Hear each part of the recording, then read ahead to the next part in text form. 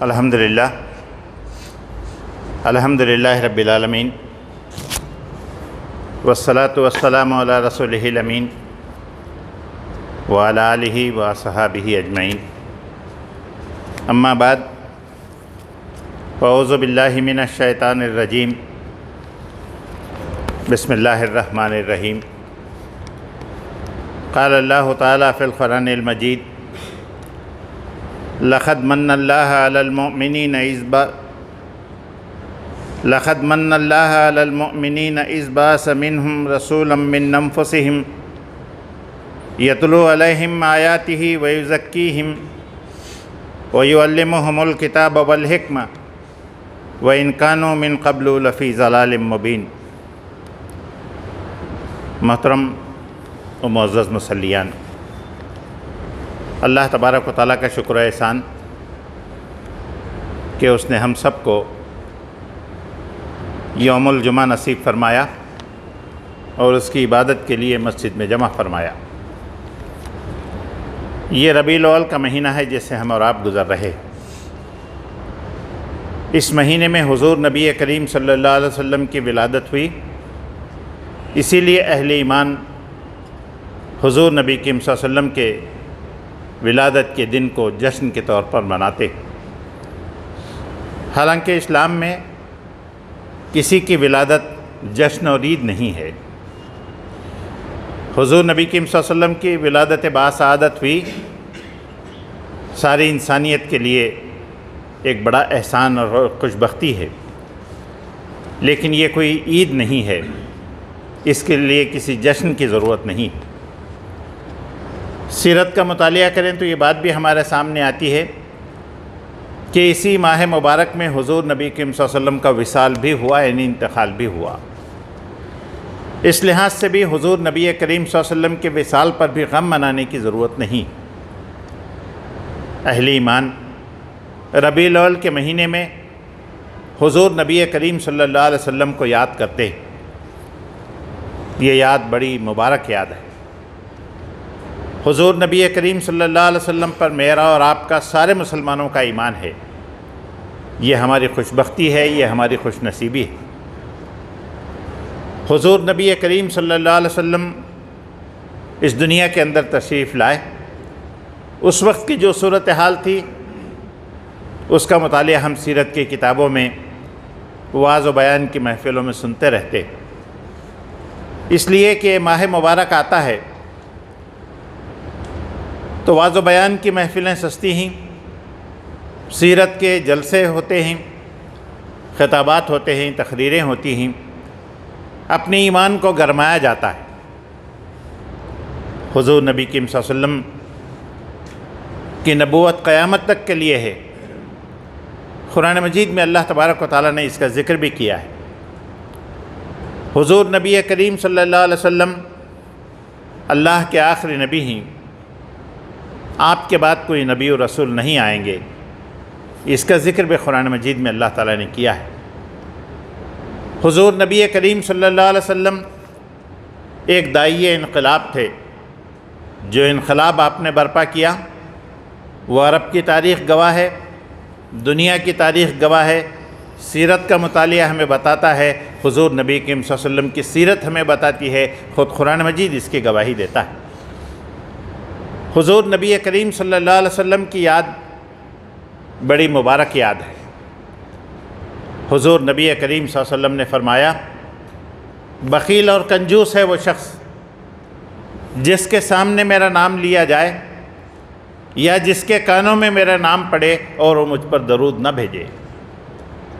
حضور نبی کریم صلی اللہ علیہ وسلم پر درود بھیجنا اور درود کی کثرت کرنا محبت رسول کا ثبوت ہے، اور جو اس محبت سے سرشار ہوتا ہے، حضور نبی کریم صلی اللہ علیہ وسلم نے فرمایا: آدمی قیامت کے دن اسی کے ساتھ اٹھے گا یا اسی کے ساتھ رہے گا جس سے وہ محبت رکھتا ہے۔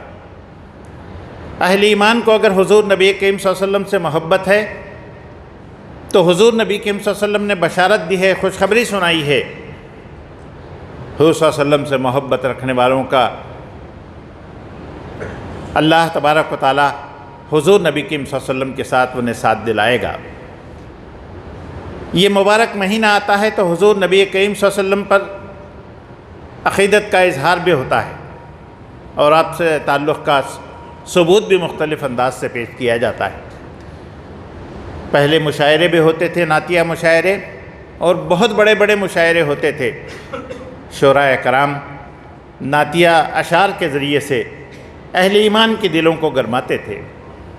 یہ ساری کوششیں اس بات کا ثبوت ہیں کہ آج بھی مسلمانوں نے حضور نبی کریم صلی اللہ علیہ وسلم کو یاد رکھا ہے، حضور نبی کریم صلی اللہ علیہ وسلم کا ذکر کرتے ہیں، اور ذکر کرتے رہنا اپنے ایمان کی علامت یا ایمان کا ثبوت فرماتے ہیں۔ حضور نبی کریم صلی اللہ علیہ وسلم اس دنیا میں کیوں تشریف لائے؟ آپ کا مشن کیا تھا؟ اللہ تعالیٰ نے آپ کو دنیا میں بھیجا کیوں؟ آپ سے اللہ تبارک و تعالیٰ کیا کام لینا چاہتا تھا؟ اس کا جاننا اور سمجھنا ہمارے لیے ضروری ہے، اس لیے کہ حضور نبی کریم صلی اللہ علیہ وسلم اپنے بعد 3 چیزیں چھوڑ کر کے گئے۔ ایک اللہ کی کتاب، دوسرے حضور نبی کریم صلی اللہ علیہ وسلم کی سنت یا طریقہ، تیسرے آپ صلی اللہ علیہ وسلم کی امت ہے۔ یہ امت جس سے میرا اور آپ کا تعلق ہے، حضور نبی کریم صلی اللہ علیہ وسلم کے دین کی، پیغام کی امین ہے۔ حضور نبی کریم صلی اللہ علیہ وسلم کے مشن کو آگے بڑھانا اس امت کی ذمہ داری ہے۔ قرآن مجید نے بتایا حضور نبی کریم صلی اللہ علیہ وسلم آخری نبی ہیں، آپ کے بعد کوئی نبی و رسول نہیں آئیں گے، تو اللہ کے پیغام کو پہنچانے کی ذمہ داری امت مسلمہ پر ہے اور امت مسلمہ کے ہر فرد پر ہے۔ اس کا احساس امت کے ہر فرد کو ہونا چاہیے، اس کی کوشش کرنا اس کے لیے لازم ہے۔ آدمی اپنے علم کے بقدر، آدمی اپنی صلاحیتوں کے بقدر، آدمی اپنی طاقت اور استعداد کے بقدر حضور نبی کریم صلی اللہ علیہ وسلم کے پیغام کو، آپ کی سیرت کو، آپ کے تعلیمات کو انسانوں تک پہنچائیں۔ یہ اس کی ذمہ داری ہے اور قیامت کے دن اس سے پوچھا جائے گا، اس لیے کہ یہ حضور نبی کریم صلی اللہ علیہ وسلم کی امین ہے، جانشین ہے۔ حضور نبی کریم صلی اللہ علیہ وسلم نے وصیت فرمائی ہے کہ میری باتوں کو ان لوگوں تک پہنچاؤ جو اس دور کے اندر نہیں ہیں۔ قرآن مجید میں اللہ تبارک و تعالیٰ نے اس کا ذکر بھی کیا ہے کہ حضور نبی کریم صلی اللہ علیہ وسلم کی بعثت ان سارے انسانوں کے لیے تھی جو قیامت تک پیدا ہوں گے۔ قرآن مجید حضور نبی کریم صلی اللہ علیہ وسلم کی مشن کی، آپ کی شخصیت کی، آپ کے شخصیت کا تعارف کرواتا ہے۔ میں آج کی گفتگو میں قرآن مجید کی آیات کی روشنی میں حضور نبی کریم صلی اللہ علیہ وسلم کا جو تعارف اللہ تبارک و تعالیٰ نے قرآن مجید میں کروایا ہے، اس سلسلے کی کچھ آیتیں رکھ کر کے یہ باتیں آپ پر واضح کرنے کی کوشش کروں گا۔ میں نے ابھی اپنی گفتگو کے آغاز میں سورہ آل عمران کی ایک آیت پڑھی جس میں اللہ تبارک و تعالیٰ فرماتا ہے لَقَدْ مَنَّ اللَّهَ عَلَى الْمُؤْمِنِينَ۔ حضور نبی کریم صلی اللہ علیہ وسلم کی بعثت امت کے لیے ایک احسان ہے۔ حضور نبی کریم صلی اللہ علیہ وسلم کی ولادت باسعادت امت کے لیے ایک احسان ہے، اس لیے کہ اگر آپ نہ آتے تو پھر ہمارا انجام کیا ہوتا، انسانیت کا انجام کیا ہوتا، ہم اچھی طرح سے سمجھ سکتے ہیں۔ حضور نبی کریم صلی اللہ علیہ وسلم کے پہلے عرب کی جو صورتحال تھی وہ ہمیں معلوم ہے۔ خانہ کعبہ توحید کا مرکز تھا جسے حضرت ابراہیم نے اپنے بیٹے حضرت اسماعیل کو لے کر کے تعمیر کیا تھا۔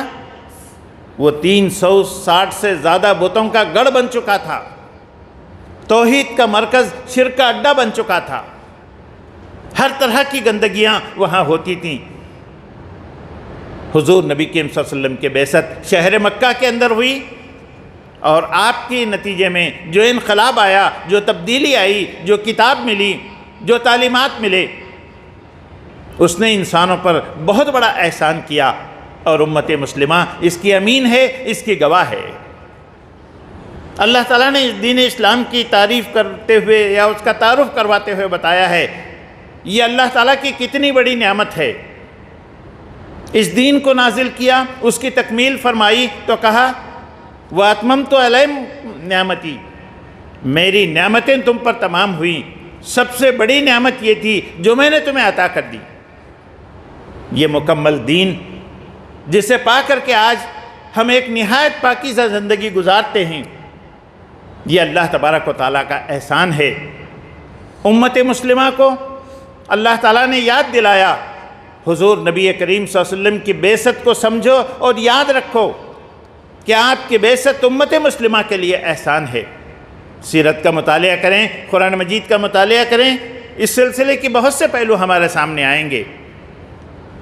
اللہ تعالیٰ نے بتایا رسولا من انفسہم، ہم نے رسول بنا کر کے بھیجا جو خود تم ہی میں سے ہے، جس کی تم پیروی کر سکتے ہو، جس کی تم اطاعت کر سکتے ہو۔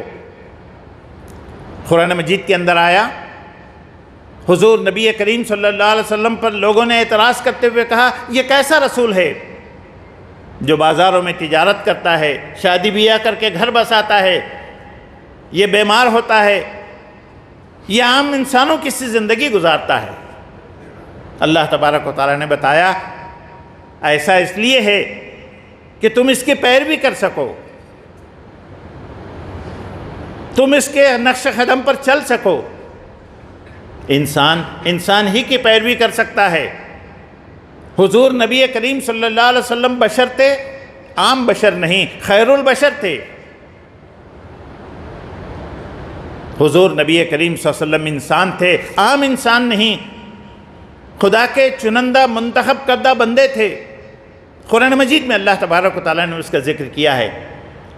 اسی لیے سیرت کی کتاب پڑھتے ہوئے ہمیں سب سے پہلے جو چیزیں معلوم ہوتی ہیں، حضور نبی کریم صلی اللہ علیہ وسلم کے والد کون تھے، آپ کی والدہ کون تھیں، آپ بچپن میں یتیم ہو گئے تو آپ کی پرورش کس کس نے کی، آپ کو دودھ پلایا تو اس محترم خاتون کا نام کیا تھا، حضور نبی کریم صلی اللہ علیہ وسلم نے اپنا بچپن کیسے گزارا، حضور صلی اللہ علیہ وسلم جوان ہوئے، اپنے ذریعے معاش کے لیے انہوں نے کیا ذریعہ اختیار کیا۔ حضور نبی کریم صلی اللہ علیہ وسلم جوان ہوئے تو آپ نے کس سے شادی کی۔ حضور نبی کریم صلی اللہ علیہ وسلم نے جو زندگی گزاری ہے وہ ایک مکمل زندگی ہے اور اس زندگی کی پیروی کی جا سکتی ہے۔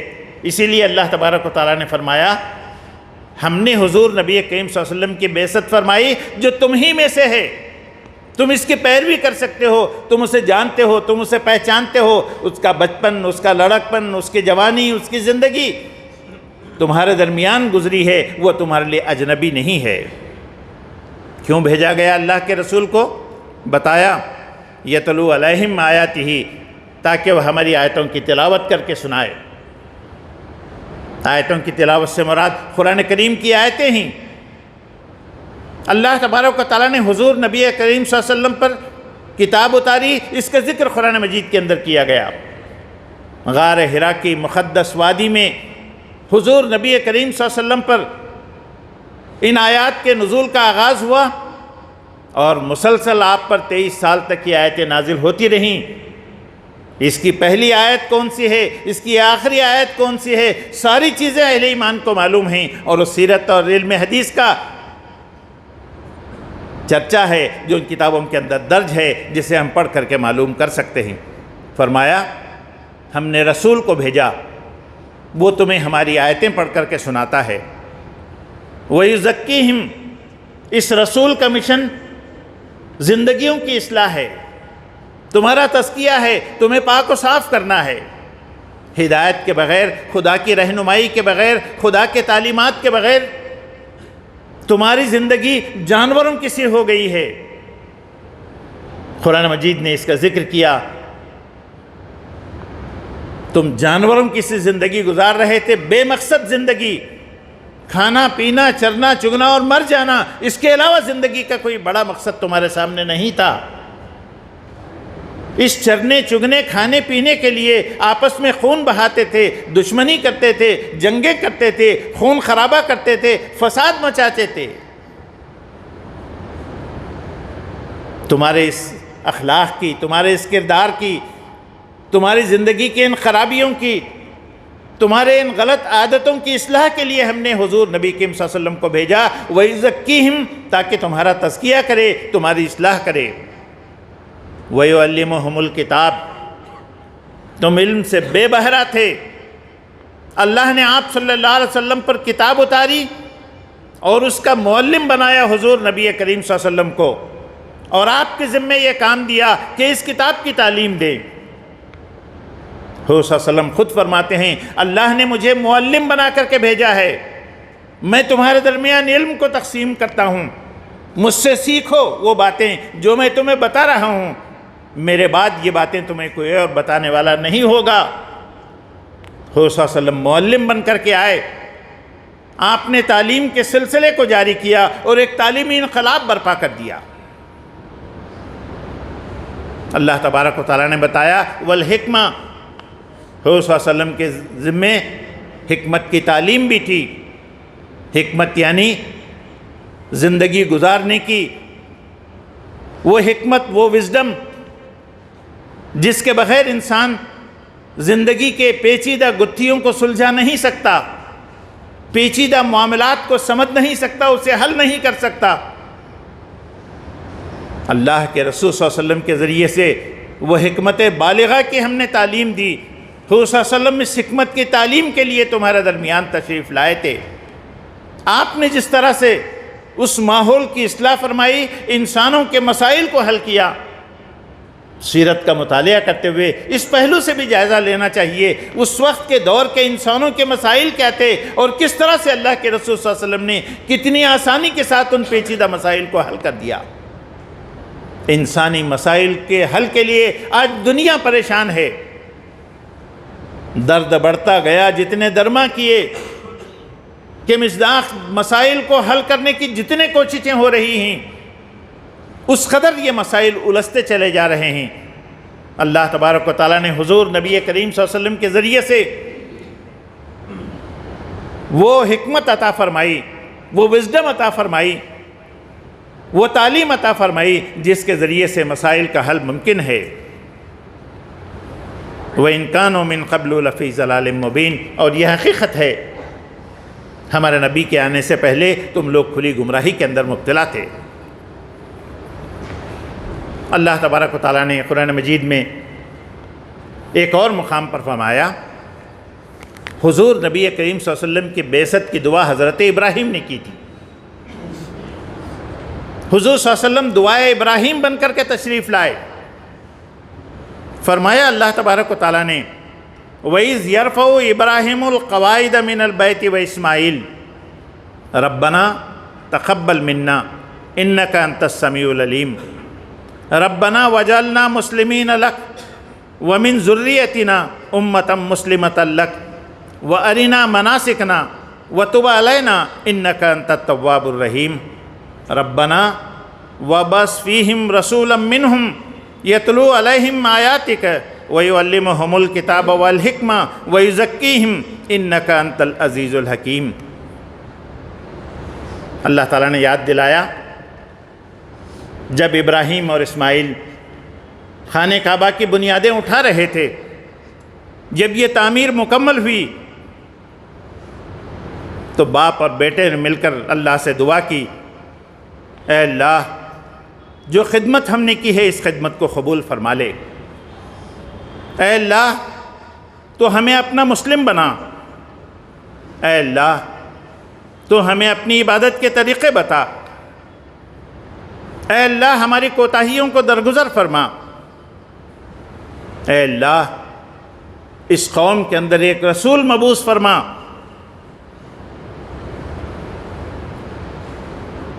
جو انہی میں سے ہو، جو انہیں تیری آیتیں پڑھ کر کے سنائے، جو انہیں تیری کتاب پر تعلیم دے، علم عطا کرے، تیرے دین کی حکمتیں سمجھائے، ان کی زندگیوں کا تزکیہ کرے۔ بے شک اللہ قدرت والا اور حکمت والا ہے۔ یہ دعا تھی جو ابراہیم اور اسماعیل علیہ السلام نے کی تھی، اور جب حضور نبی کریم صلی اللہ علیہ وسلم کی بعثت ہوئی کئی ہزار سال بعد، تو اللہ تبارک و تعالیٰ نے یاد دلایا، یاد کرو وہ وقت جب یہ گھر یہاں تعمیر ہوا تھا اس وقت حضرت ابراہیم اور اسماعیل نے مل کر جس نبی کی بعثت کی دعا فرمائی تھی وہ دعا حضور نبی کریم صلی اللہ علیہ وسلم کی بعثت کی صورت میں آج پوری ہو رہی ہے۔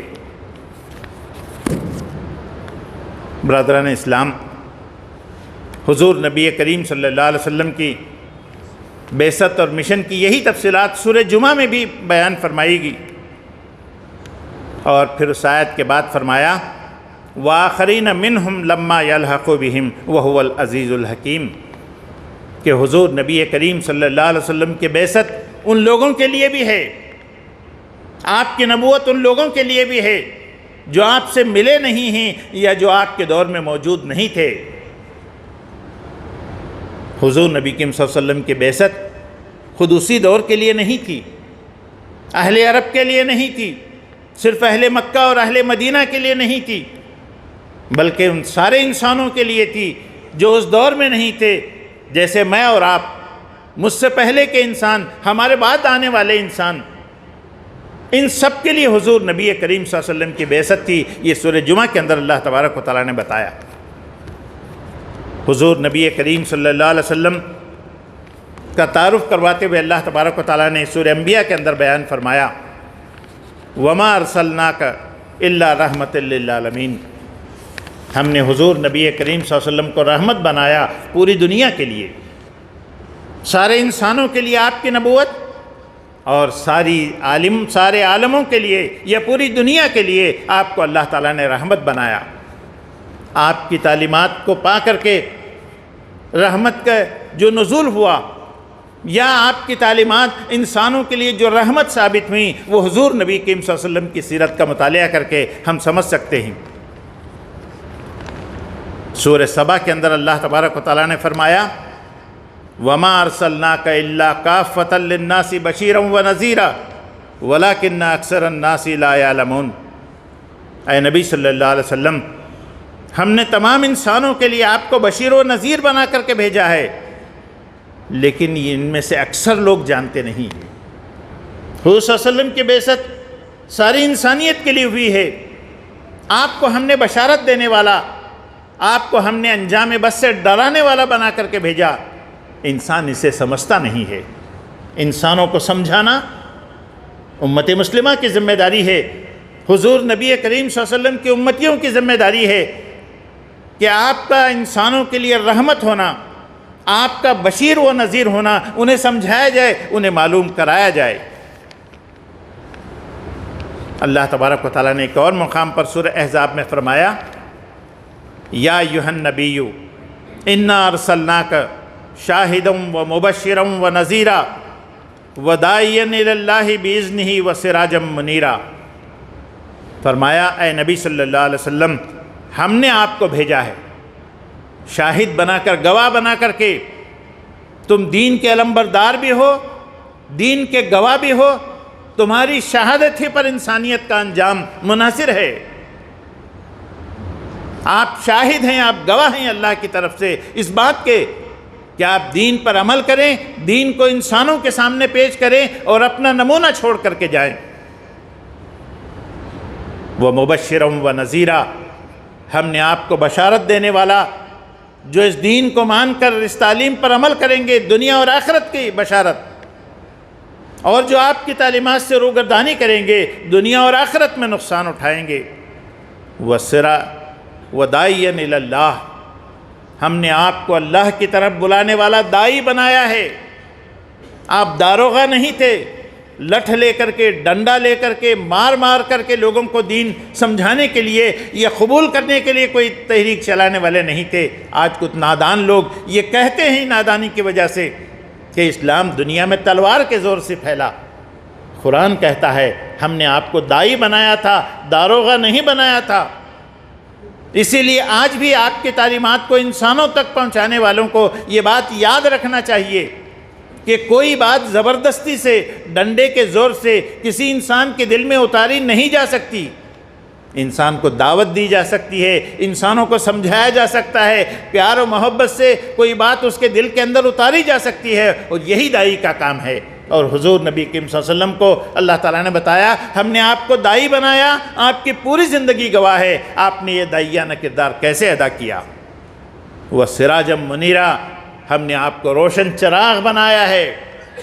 آپ کی زندگی ایک روشنی کا مینار ہے، اس روشنی سے کوئی فائدہ نہ اٹھانا چاہے اس کی بدبختی، اس کو دیکھنے کے لیے صرف دو آنکھوں کا ہونا کافی ہے۔ آدمی اسے دیکھ لے اس کے سمجھ میں آ جائے گا یہ روشنی ہے، یہ ہدایت ہے، یہ انسانوں کے لیے رہنمائی ہے۔ حضور نبی کریم صلی اللہ علیہ وسلم کا ذکر کرتے ہوئے اللہ تبارک و تعالیٰ نے سورہ توبہ کے اندر بیان فرمایا لَقَدْ جَاءَكُمْ رَسُولٌ مِّنْ أَنفُسِكُمْ عَزِيزٌ عَلَيْهِ مَا عَنِتُّمْ حَرِيصٌ عَلَيْكُمْ بِالْمُؤْمِنِينَ رَءُوفٌ رَحِيمٌ۔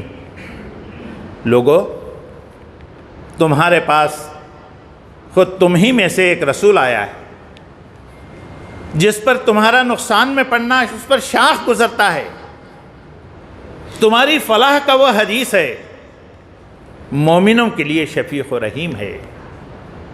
انسانوں کو سمجھا رہا ہے لوگو ہم نے تمہارے درمیان تمہیں میں سے ایک رسول کو اٹھایا ہے، وہ تمہاری فلاح چاہتا ہے، وہ تمہاری بہبودی چاہتا ہے، اس کے دل میں تمہاری تکلیفوں کا درد ہے، وہ تمہاری پریشانیوں سے کڑتا ہے، اسے راتوں کو نیند نہیں آتی یہ سوچ کر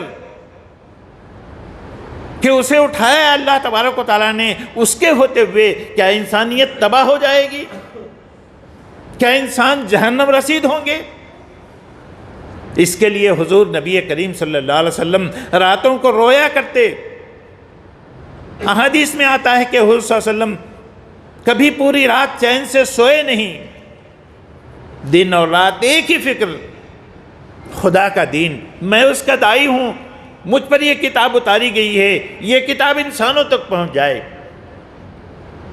یہ دین انسانوں تک پہنچ جائے، مردوں تک، عورتوں تک، دیہاتیوں تک، شہریوں تک، بوڑھوں تک، بچوں تک، خواتین تک، غلاموں تک، پڑھے لکھے افراد تک، تاجروں تک، اپنی بستی کے لوگوں تک، اپنے بستی کے باہر کے جو لوگ آتے ہیں ان تک حضور صلی اللہ علیہ وسلم کی دعوت زندگی کا مطالعہ کریں،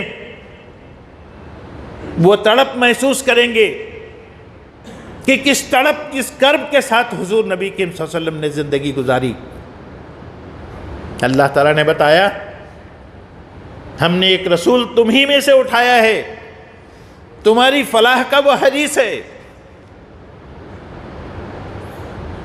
تمہارا نقصان میں پڑنا اس کا دل دکھتا ہے، اسے ٹینشن ہوتا ہے، اس پر شاخ گزرتی ہے یہ بات کہ تمہارے سامنے خدا کا دین پیش کیا جا رہا ہے اور تم اس کا انکار کر رہے ہو، تم اسے مان کر اس پر عمل کرنے کے لیے تیار نہیں ہو۔ وہ اہل ایمان کے لیے شفیق ہے اور رحیم ہے، شفقت کے ساتھ، رحمت کے ساتھ تمہارے ساتھ معاملات کرتا ہے، تمہارے ساتھ زندگی گزارتا ہے۔ اللہ تعالیٰ نے بتایا ہم نے اپنے نبی کو بھیجا تھا یقیناً ایک داعی بنا کر، تمہاری فلاح کا وہ حدیث تھا، لیکن آپ کے مشن کا ایک حصہ یہ بھی تھا۔ سورہ فتح کے اندر اللہ تعالیٰ نے بتایا هو الذی ارسل رسولہ بالہدی ودین الحق لیظہرہ علی الدین کلہ وکفی باللہ شہیدا۔ ہم نے حضور نبی کریم صلی اللہ علیہ وسلم کو بھیجا ہدایت اور دین حق کے ساتھ تاکہ وہ اس دین کو پورے ادیان پر غالب کر دیں۔ حضور صلی اللہ علیہ وسلم وائز بن کر کے نہیں آئے، صرف داعی بن کر کے نہیں رہے، صرف اچھی اچھی باتیں بتانے والے مبلغ اور پریچر بن کر کے نہیں رہے۔ حضور نبی کریم صلی اللہ علیہ وسلم اس دنیا میں آئے تھے کہ خدا کے دین کو غالب کریں، دین کا غلبہ، دین کا قیام، دین کی اقامت، دین کا مظاہرہ، دنیا سے کفر مٹے، دنیا سے شرک کا خاتمہ ہو، دنیا سے ادیان باطلہ کا ختم ہو جائیں، حق کا پھریرا لہرائے، خدا کا دین غالب ہو جائے، خدا کے بندے صرف خدا کی بندگی کریں، وہ نظام قائم ہو جائے جو انسانوں کے دکھوں کا حقیقی مداوا ہے، ان کے مسائل کا صحیح حل ہے، ان کے درد کا صحیح دارو ہے، ان کی پریشانیوں کا صحیح علاج ہے۔ اس دین کو قائم کرنے کے لیے تشریف لائے تھے۔ اول روز سے یہ مشن آپ کے سامنے تھا۔ اگرچہ آپ نے اس دین کی دعوت کو پیش کرتے ہوئے 13 سال تک مکہ میں لوگوں کے سختیاں اور مصیبتیں برداشت کیں، آپ کو مجبور کیا گیا تو آپ وہاں سے ہجرت کر کے یثرب تشریف لے گئے، وہاں جا کر کے دین کا کام کرنا چاہا تو لوگوں نے وہاں رہ کر کے بھی سکون سے کام کرنے نہیں دیا، جنگیں تھوپیں۔ بالآخر وہ وقت آیا کہ اللہ تعالیٰ نے حکم دیا، اب تک ظلم سہتے رہے، اب تک ظلم کو برداشت کرتے رہے، اب تک صبر کرتے رہے، اب صبر کا ایک دوسرا پہلو، یعنی دین کا دفاع، دین کی حفاظت، اسلام کو بچانے کے لیے، امت مسلمہ کی حفاظت کے لیے، کمزوروں کو ظلم سے نجات دلانے کے لیے، کفر کا زور توڑنے کے لیے، اگر کفار و مشرکین تم پر جنگ تھوپتے ہیں اس کا مقابلہ کیا جائے، اس کا جواب دیا جائے۔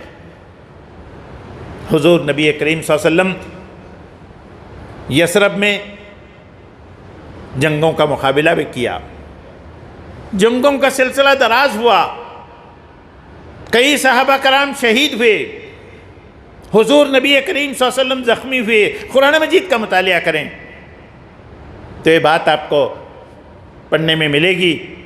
سورہ آل عمران، سورہ انفال اور دیگر صورتوں کے اندر ان جنگوں پر تبصرہ بھی ہے۔ سورۃ الاحزاب،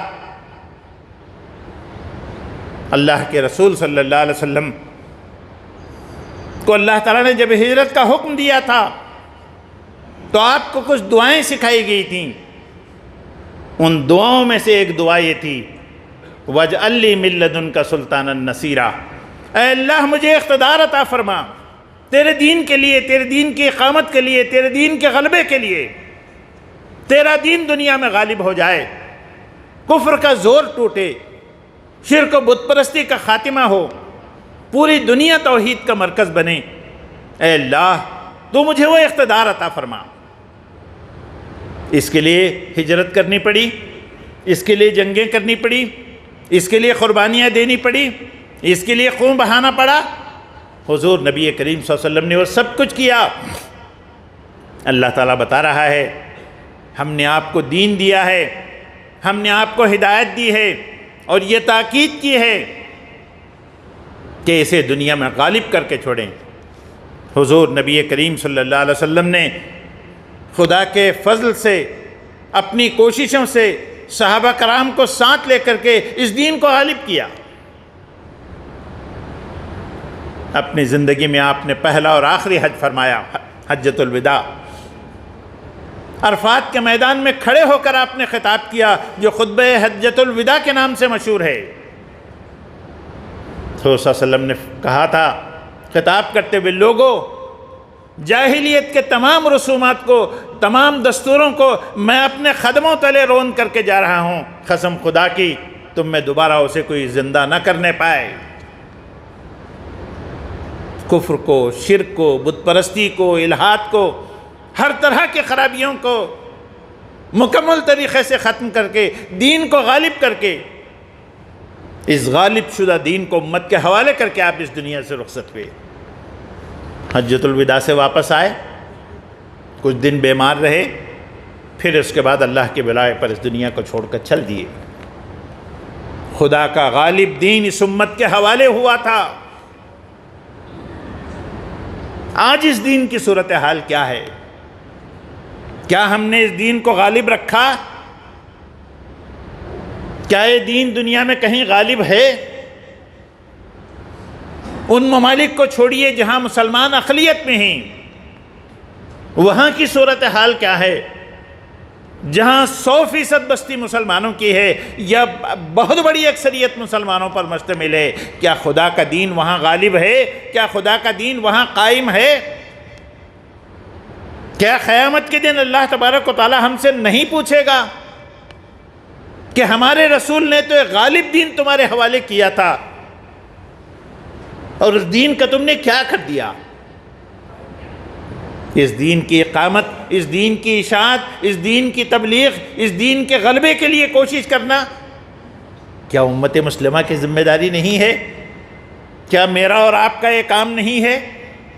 اس کے لیے شعور بیدار کرنا، اس کے لیے احساس جگانا، انسانوں کے دلوں پر دستک دینا، امت مسلمہ کے ایک ایک فرد کو اس مقصد کے لیے اٹھا کر کے کھڑا کرنا، جوانوں کو ایک بامقصد زندگی گزارنے کے لیے تیار کرنا، کیا یہ امت مسلمہ کی ذمہ داری نہیں ہے؟ کیا مجھے اور آپ کو یہ کام نہیں کرنا چاہیے؟ کیا ہم کر رہے ہیں؟ یہ سوال ہے جو اس مہینے سے گزرتے ہوئے ہم میں سے ہر شخص کو اپنی نگاہوں کے سامنے رکھنا چاہیے۔ اللہ تبارک و تعالیٰ نے فرمایا ایک اور مقام پر وما کان محمد ابا احد من رجالکم ولکن رسول اللہ وخاتم النبیین وکان اللہ بکل شیء علیما۔ حضور نبی کریم صلی اللہ علیہ وسلم کو ہم نے کوئی نرینہ اولاد نہیں دی، آپ مردوں میں سے کوئی حضور صلی اللہ علیہ وسلم کی اولاد بھی نہیں ہے۔ حضور صلی اللہ علیہ وسلم اللہ تعالیٰ کے آخری نبی ہیں، سلسلہ نبوت کو ختم کیا آپ نے۔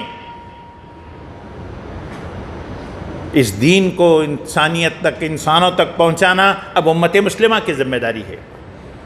خاتم النبیین کا ایک تقاضا، کھلا ہوا تقاضا یہ ہے، آپ اگر حضور نبی کریم صلی اللہ علیہ وسلم کو آخری نبی و رسول سمجھتے ہیں، ان کے مشن کی تکمیل کے لیے، ان کے دین کی ترویج و اشاعت کے لیے، اس دین کو پھر سے دنیا میں قائم و غالب کرنے کے لیے کوشش کرنا امت مسلمہ کی ذمہ داری ہے۔ ربیع الاول کے مہینے سے گزرتے ہوئے اس کا جائزہ لینے کی ضرورت ہے، اس پر سوچنے کی ضرورت ہے۔ برادران اسلام، حضور نبی کریم صلی اللہ علیہ وسلم کے تعلق سے اللہ تبارک و تعالیٰ نے بتایا لَقَدْ كَانَ لَكُمْ فِي رَسُولِ اللَّهِ أُسْوَةٌ حَسَنَةٌ۔ آپ کی یہ پوری زندگی امت کے لیے ایک نمونہ ہے، ماڈل ہے۔ میٹھا کھانا سنت، خوشبو لگانا سنت، آنکھوں میں سرما لگانا سنت، یہ اور اس طرح کی بہت سی سنتیں ہمیں یاد ہیں، ہم اس پر عمل بھی کرتے ہیں، انشاءاللہ تعالیٰ اجر و ثواب بھی ملے گا۔ دین کے داعی بن کر اس کی تبلیغ و اشاعت کرنا، دین کے لیے پتھر کھانا، دشمنوں کی گالیاں سہنا، ہجرت کے مراحل سے گزرنا، دین کے غلبے کے لیے ایثار و قربانی سے کام لینا، انسانوں کو جوڑ کر کے ایک تنظیم اور امت بنا کر کے کھڑا کرنا، ان کے لیے دعائیں کرنا، دن اور رات اس فکر میں گھلنا اور تڑپنا، یہ بھی اسوہ ہے، یہ بھی نمونہ ہے۔ پڑھ کر کے دیکھ لیجئے حضور نبی کریم صلی اللہ علیہ وسلم کی سیرت، آپ کی زندگی کیسے گزرتی تھی۔ آپ کی یہ زندگی اللہ تبارک و تعالیٰ بتا رہا ہے، اہل ایمان کے لیے نمونہ ہے، اس کی پیروی کی جانی چاہیے، اس نمونے کو فالو کیا جانا چاہیے۔ اللہ تبارک و تعالیٰ نے بتایا قُلْ إِن كُنتُمْ تُحِبُّونَ اللَّهَ فَاتَّبِعُونِي يُحْبِبْكُمُ اللَّهُ یغفر لکم ذنوبکم واللہ غفور الرحیم قل اطیعوا اللہ والرسول۔ اے نبی صلی اللہ علیہ وسلم اعلان کر دیجئے، تم میں سے جو کوئی خدا تک پہنچنا چاہتا ہے، تم میں سے جو کوئی خدا سے محبت کا دعوے دار ہے، فاتبعونی، اسے میری اتباع کرنی چاہیے، میرے قدم پر چلنی چاہیے، میری اطاعت کرنی چاہیے، میری پیروی کرنی چاہیے۔ خدا راضی ہوگا ان لوگوں سے جن کی زندگیوں کے اندر رسول کی اتباع ہوگی، رسول کی پیروی ہوگی، رسول کی تعلیمات پر عمل ہوگا۔ یہ نہ ہوگا تو حضور نبی کریم صلی اللہ علیہ وسلم نے فرمایا میری امت کے سب لوگ جنت میں جائیں گے سوائے اس کے جس نے میرا انکار کیا۔ پوچھا صحابہ کرام نے، یا رسول اللہ آپ کی امت میں وہ کون ہے جو آپ کا انکار کرتا ہے؟ آپ صلی اللہ علیہ وسلم نے فرمایا جس نے میری پیروی کی وہ میرا ہے، میرا امتی ہے۔ جس نے میری پیروی کا انکار کیا وہی ہے جو میرا انکار کرتا ہے۔ حدیث مبارکہ ہے۔ برادران اسلام، یہ ربیع الاول کا مہینہ ہے جس سے ہم اور آپ گزر رہے۔ اس مہینے سے گزرتے ہوئے کچھ گزارشات آپ کے سامنے رکھتا ہوں۔ پہلی گزارش یہ کہ حضور نبی کریم صلی اللہ علیہ وسلم کی سیرت پر کوئی ایک کتاب منتخب کیجئے، جو زبان آپ جانتے ہیں اس زبان میں، اردو میں، کنڑ میں، انگریزی میں، تیلگو میں، تمل میں، کنڑا میں، جو زبان آپ جانتے ہیں ایک کتاب منتخب کیجئے، خرید لیجئے، اسے پڑھیے، اپنے گھر کے اندر سیرت کی محفل جمائیے، گھر کے سب لوگوں کو بٹھا کر کے سنائیے، ان سے پڑھوا کر کے سنیے۔ نئی نسل ساری چیزیں بھولتی جا رہی ہیں، حضور نبی کریم صلی اللہ علیہ وسلم کی سیرت کو بھی بھول چکی ہے۔ آپ کو یقین نہ ہو، اپنے بچوں کو جمع کیجئے، ان سے پوچھئے حضور نبی کریم صلی اللہ علیہ وسلم کی زندگی کے تعلق سے 5 منٹ کچھ کہنے کے لیے کہیے، نہیں کہہ سکیں گے وہ، نہیں معلوم بچوں کو۔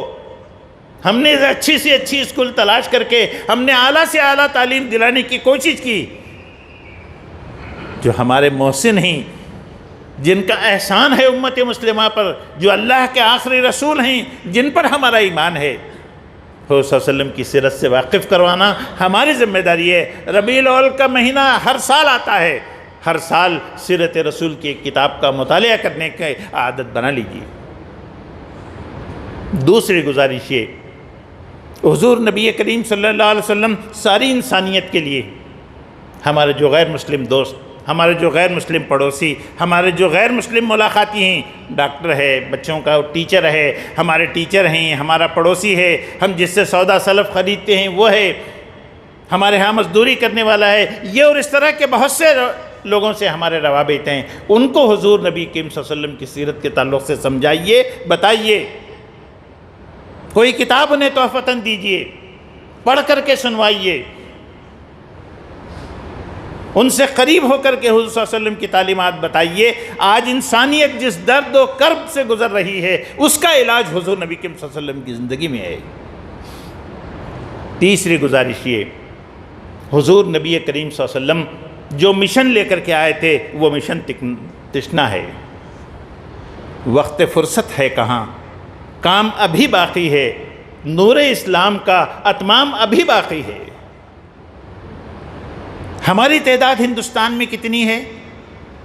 بہت مبالغے کے ساتھ ہم کہہ لیں گے 15 کروڑ، 20 کروڑ، 22 کروڑ، 25 کروڑ۔